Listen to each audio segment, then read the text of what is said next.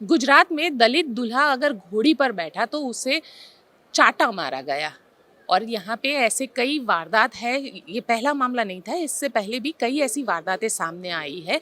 इसी पर बातचीत करने के लिए हमारे साथ अभी मौजूद है जिग्नेश मेवानी, उन्हीं से बात करते हैं। जिग्नेश भाई, ये बताइए, जिस तरीके का मामला सामने आया है, विधानसभा की सीढ़ियों पर इस वक्त हम बैठे हुए हैं और यहाँ से करीब 10 किलोमीटर दूर ये पूरा मामला हुआ है, क्या कहेंगे?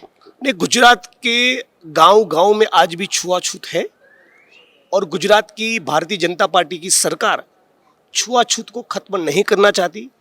आज ही सोशल जस्टिस वेलफेयर डिपार्टमेंट के बजट के ऊपर डिबेट था। हम सभी विधायकों को सस्पेंड किया है। वरना आज मैं यही मुद्दा उठाने वाला था कि आपके बजट में छुआछूत के खात्मे के लिए एक फुटी कौड़ी क्यों नहीं? मतलब कि गुजरात की सरकार डिटरमाइंड है कि छुआछूत का कलंक बना रहे। दलित गूगल्स पहने, अच्छे कपड़े पहने, घोड़ी चढ़े, बाइक पर जय भीम लिखे, हर परिस्थिति में लंबी मूछ रखे तो उनको मारा पीटा जाता है। तो ये जो जनमानस है जातिवादी, उसको बदलना, एक स्वस्थ समाज का निर्माण करना, राइट? केवल मॉल और मल्टीप्लेक्स बनाना विकास नहीं होता है, राइट? छुआछूत खत्म हो, जेंडर जस्टिस हो, स्त्री पुरुष में समानता हो, दलित नॉन दलित का भेद खत्म हो जाए, ये विकास होता है ना। इसके ऊपर सरकार का कोई फोकस ही नहीं है। और मेरे पास कम से कम ऐसे 21 गांव की सूची है जहां दलितों को घोड़े चढ़ने आज भी नहीं दिया जाता। या तो वहां पर ऐसी वारदातें हुई है। ऐसे 21 गांव है। अब ये बार बार हम सरकार को सबमिट करते हैं, फिर भी सरकार का पुलिस प्रशासन छुआछूत की स्वरूप को कभी खत्म करना नहीं चाहता। तो एक वास्तव है। नरेंद्र भाई भी जब गुजरात के मुख्यमंत्री थे तब भी मुझे पूरा याद है, नरेंद्र भाई ने बतौर गुजरात के मुख्यमंत्री अपने 10 साल के कार्यकाल के दौरान सीवियर में सीवियर दलित एट्रोसिटीज की एक भी वारदात में पीड़ित के आंसू पोंछने नहीं गए। उनको कोई लेना देना ही नहीं। गृह विभाग उनके अंडर था। उन्हीं के डिपार्टमेंट की सूचना के तहत गुजरात के सुरेंद्रनगर जिले के थानगढ़ में 16, 17, 19 साल के दलित लड़कों की छाती पर AK-47 के राइफल से गोलियां दागी गई। मानो वो कोई आतंकवादी थे। 17 साल का बच्चा प्रोटेस्ट कर रहा था। इसे 17 साल के बच्चे को नरेंद्र भाई के पास जब होम डिपार्टमेंट था तब उसकी छाती पर AK-47 राइफल से गोलियां दागी। अब प्रधानमंत्री बन गए, उनको भी 10 साल हो गया। इस 10 साल के दौरान भी वो कभी भी किसी अत्याचार का शिकार बने दलित या आदिवासी के पास नहीं जाते।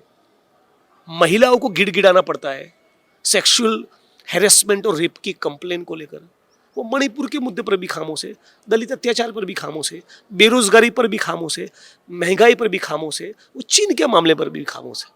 वो बोलते हैं केवल 6 शब्द, मंदिर मस्जिद, हिंदू मुस्लिम, भारत पाकिस्तान। आपको क्या लग रहा है? डिक्शनरी में 7वां शब्द नहीं है। लेकिन आपको क्या लग रहा है कि क्यों ये सारी चीजें हो रही है? अब चुनाव आ रहे हैं, उनकी दुकान चलती है ना। आरएसएस की, भाजपा की, नरेंद्र मोदी जी की दुकान भारतीय समाज को हिंदू मुसलमान में बांट के और बटे हुए समाज में और भी खाई को गहरी कर कर ही उनकी दुकान चलती है। जनता इस समझने में देर कर रही है, इसलिए भुगत रही है।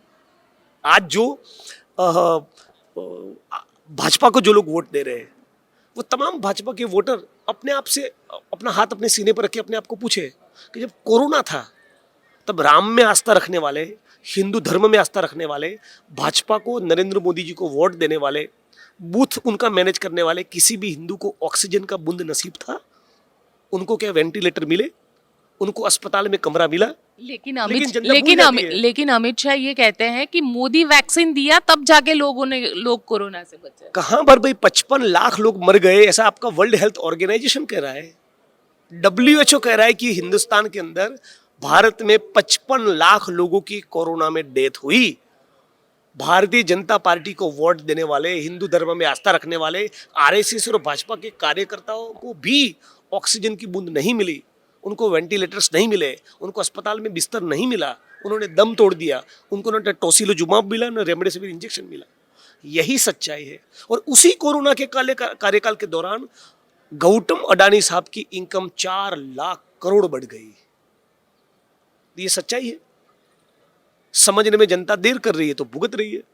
विपक्ष के तौर पे हमारा काम इन तमाम मुद्दों को उठाए, तो हम लोग उठा रहे हैं।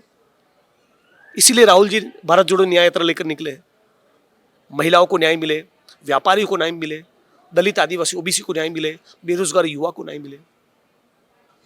लेकिन आप ये कह रहे हैं कि राहुल गांधी इस तरीके से न्याय यात्रा लेके निकल रहे हैं, लेकिन अगर बात की जाए बीजेपी के आईटी सेल की, तो बीजेपी का आईटी सेल वो कुत्ता का वीडियो दिखाता है जहां पे राहुल गांधी बिस्किट खिला उनके पास रहे हैं। वही है ना, मैंने कहा ना, मंदिर मस्जिद हिंदू मुस्लिम भारत पाकिस्तान, उनके अलावा क्या मुद्दा है?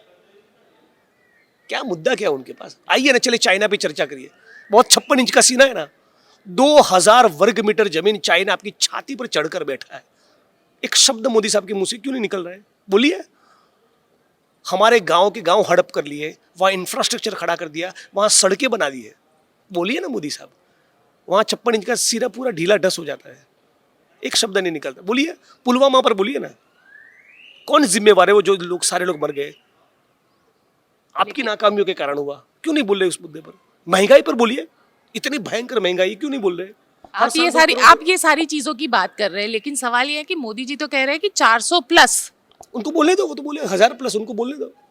हम अपने मुद्दे पर कायम है, जनता को निर्णय करना है। एक तरफ मंदिर मस्जिद की राजनीति है और दूसरी तरफ हिंदू मुस्लिम सिख ईसाई भारत माँ के 4 सिपाही। हम ये बात करते हैं, फिर जनता तय करे।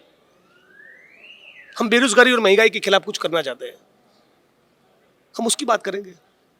लेकिन अमित शाह कह रहे हैं कि सीए एनआरसी भी लेकर आएंगे और वही चुनाव से पहले लाया जाएगा। वही है, वो वही बात करेंगे। ये तो बताइए कि अपने बेटे को कि बढ़िया जगह पर सेट कर दिया है।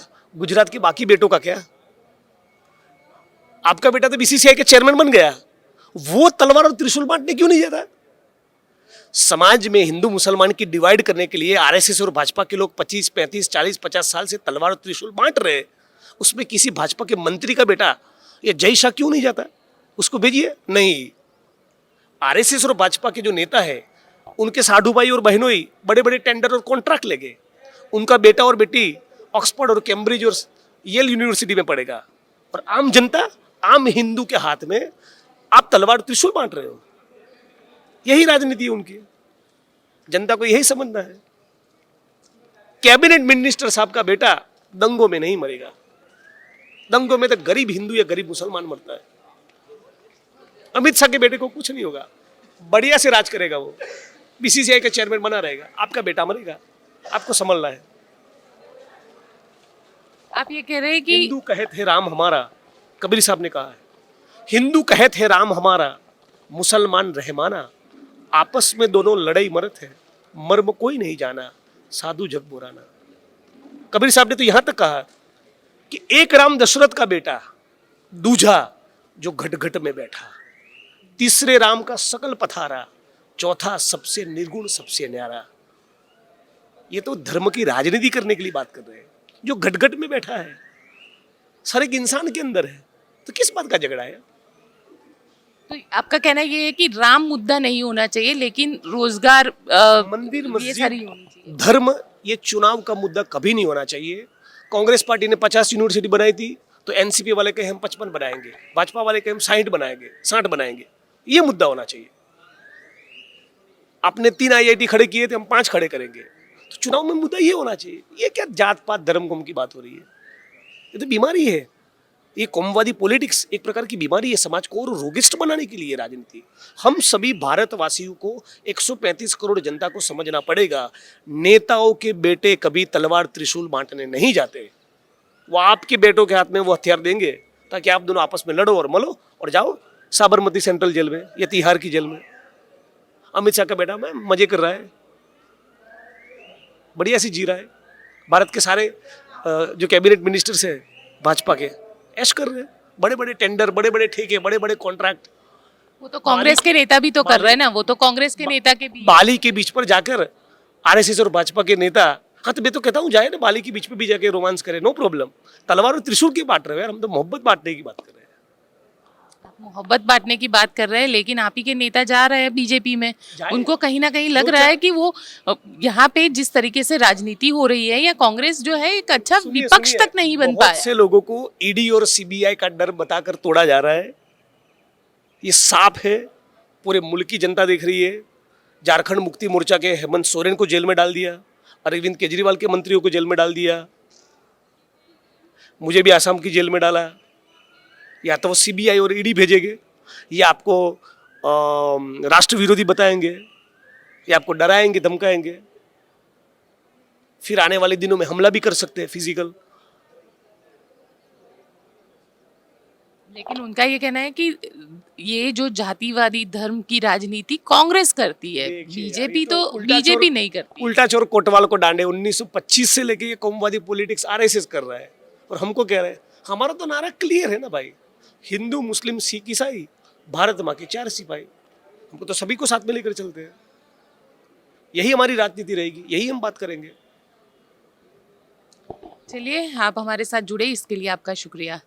आपको हमारी ये रिपोर्ट कैसी लगी कमेंट बॉक्स में ज़रूर बताइएगा।